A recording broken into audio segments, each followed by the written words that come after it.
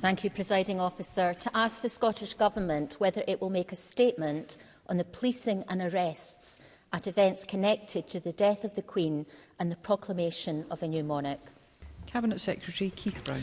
I'd like to pay tribute to Police Scotland for their considerable efforts in the planning and delivery of Operation Unicorn, an operation in scale, complexity and sensitivity without precedent. It is, though, the fundamental right of anyone living in a democracy to peacefully protest. As demonstrated during COP26, Police Scotland protect people's right to protest whilst balancing the rights of the wider community and upholding public safety. The member will appreciate that operational decisions are a matter for the Chief Constable, with scrutiny and oversight provided by the Scottish Police Authority, and it's not appropriate for me to comment on specific cases. And any complaint about the actions of officers should be made directly to Police Scotland in the first instance. Katie Clark. Thank you, and I recognise that it was a huge policing operation, but media reports suggest heavy-handed policing, with 4 arrests for breach of the peace, a number of others detained and then released without charge, and a woman who was demonstrating about free speech, followed by police officers. What discussions has the Cabinet Secretary had with Police Scotland about these incidents? Cabinet Secretary. Well, I think I've just said, Presiding Officer, that I am not able to comment on individual cases, but I do confirm that Police Scotland do approach their job firmly in the basis of human rights legislation and operate, of course, under the principle of policing by consent. They have confirmed that there will be a formal debrief process for Operation Unicorn, and I understand that Operation Unicorn will be discussed at the Scottish Police Authority Board later this month, the appropriate forum for doing that. I also understand this will include reviewing at least one of the incidents that took place while the operation was active. I am meeting with the Chief Constable tomorrow and will discuss these issues with him with a view to looking at, as ever, what lessons can we learn from the operation and how these can be applied to future policing operations. I will also congratulate him and his force on a superb job, notwithstanding the issues which have been raised by the member. Katie Clark. Does the Cabinet Secretary agree that these incidents create a worrying precedent and that freedom of speech is a fundamental right? So I'm grateful that he is going to discuss these issues with Police Scotland tomorrow, but would he ensure that MSPs get the opportunity to discuss these issues and our approach on policy on these issues? Cabinet Secretary.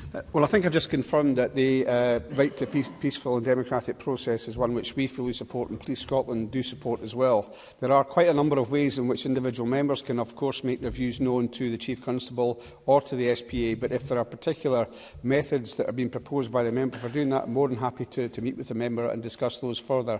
But the police will be very open. They are accountable in many different ways, very open to receiving representations, as a member will know, from MSPs. Christine Graham. Thank you very much, Presiding Officer. I share the member's concerns about some aspects of policing during the proclamation and later during the funeral procession on the Royal Mile. Can I ask the Cabinet Secretary to confirm, I understand there are many different police forces on duty then, and just to confirm that Police Scotland had overall control and operational policy control, and if so, and I note what the Cabinet Secretary says about the debriefing and the review, will the outcome of that review be made public? Or certainly could you ask the police SPA if that can be done? Cabinet Secretary. Well, I should say for the members' information, Presiding Officer, that whenever constables or police officers from other jurisdictions come to serve and help under mutual aid arrangements with Police Scotland, control always rests with the Chief Constable and, of course, the Lord Advocate as well. And similarly, we had 1,000 police officers in London and throughout England and Wales to help with events down in that area this week, and they at that time will be under the control of local police chiefs. So that's the way it should be done, and of course in Scotland it will always be the Chief Constable that's in control. Just to say, it will be up to the Scottish Police Authority how the discussions that they have with the Chief Constable are discussed and the extent to which they are made public. The Chief Constable will provide an update on the policing activities that supported the operation, and I've already mentioned the extent to which that will be subject to review, but it will be for the SPA to make those decisions. Jamie Green. Thank you, Presiding Officer. Despite the mammoth scale of the events, there clearly were a number of small isolated incidents which no doubt will be further to due scrutiny. But would the Justice Secretary agree with me that on the whole Police Scotland did a tremendous job and should be thanked for their efforts? Officers rank and file from right across Scotland supported events here in Edinburgh and in London, but not just them, the Army of Volunteers and their armed forces who behaved impeccably over the last week. Cabinet Secretary. Well, I'll say first of all that is certainly true. It does not mean that the issues which are raised by other members are not significant and important and should be considered. But I think the member is exactly right, and just probably wrongly, to give one example of that the police officer, I think it was a superintendent, who drove the motorbike from Balmoral for 6 hours at very low speed, and then was confronted with the Royal Mile and the cobblestones to come down there under control, shows you the level of concentration and ability and expertise that there is within Police Scotland. I think they did a tremendous job, although, as I've said, that does not mean we shouldn't explore other issues which have arisen. Alex Cole-Hamilton.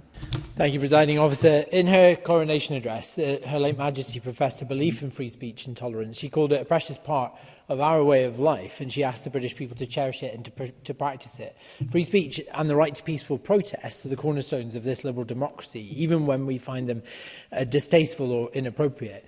I am concerned that the Cabinet Secretary has stressed that he won't speak to specific examples of policing. Surely policing by consent means that activities of Police Scotland should be accountable to this Parliament. And if he won't talk to specific events, in what forum can these concerns be voiced by members of this Parliament? Cabinet Secretary. Well, I think I've already said 2 or 3 times that I fully support the right to democratic and peaceful protest. And I think it's also true, as Jamie Green pointed out, the number of arrests which happened here are very, very small compared to the scale of the event which took place. Nevertheless, there are serious issues. But I'll just say to Alex Cole-Hamilton, check the legislation. I'm not allowed to involve myself because a decision of this Parliament in 2012 explicitly rejected the idea that ministers or the Parliament would directly control the police. I'm not allowed to do that under that legislation, so perhaps he could familiarise himself with that legislation before he asks his next question. Maggie Chapman. We've heard much about the arrests of people who expressed anti-imperialist or anti-monarchy views, holding signs, carrying eggs. What we've heard less about are the people, mostly young women, who were followed, and those who were held by police had their details taken simply for booing or being near people with anti-monarchy signs.